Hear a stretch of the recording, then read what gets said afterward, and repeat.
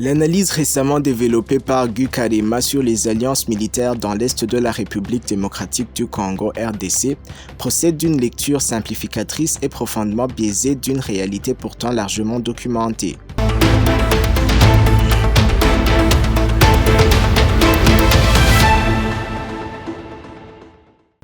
En prétendant établir une équivalence morale et politique entre la coopération alléguée du Rwanda avec le M23 et les partenariats sécuritaires de la RDC, cette analyse occulte volontairement des principes fondamentaux du droit international et des faits établis par des instances indépendantes.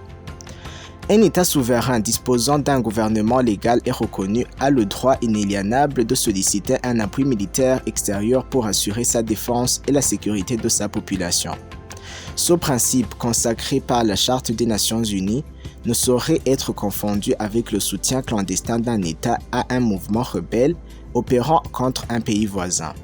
Assimiler ces deux situations relève non seulement d'une erreur juridique, mais aussi d'un glissement politique dangereux qui tend à banaliser la violation de la souveraineté congolaise. L'argument sécuritaire régulièrement invoqué par Kigali, fondé sur la menace persistante des FDLR, s'inscrit dans une rhétorique désormais bien connue. Depuis 1994, l'existence de ces groupes est utilisée comme justification récurrente d'interventions militaires rwandaises sur le sol congolais. Pourtant, près de 3 décennies plus tard, ce discours demeure inchangé. Alors même que les opérations successives menées sous ce prétexte n'ont jamais abouti à l'éradication définitive des FDLR. Plus grave encore, cette stratégie s'est accompagnée d'un bilan humain catastrophique.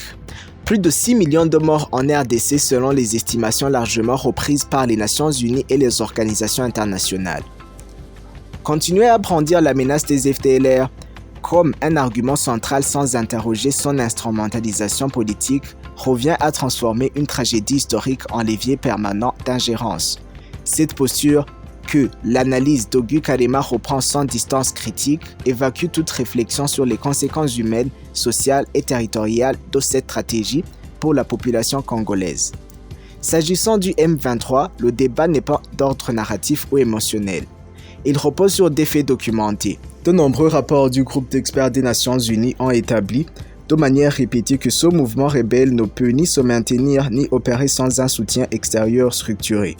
Ces rapports font état d'un appui militaire, logistique et financier du Rwanda, ainsi que de la présence d'éléments issus de ses forces armées aux côtés du M23.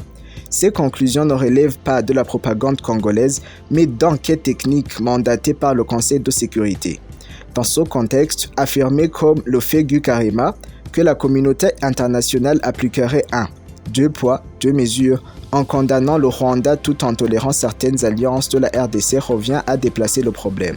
La question centrale n'est pas celle d'un prétendu pragmatisme sélectif, mais celle de la nature des acteurs impliqués. Il existe une différence fondamentale entre un État cherchant à restaurer son autorité sur son territoire et un État accusé de soutenir une rébellion armée étrangère responsable de crimes graves contre les civils.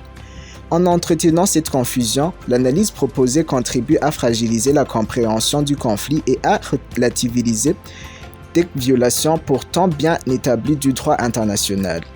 Une paix durable dans la région des Grands Lacs ne pourra émerger que d'une reconnaissance claire des responsabilités, d'un rejet des narratifs instrumentalisés et d'un engagement sincère en faveur de la souveraineté des États et de la protection des populations civiles.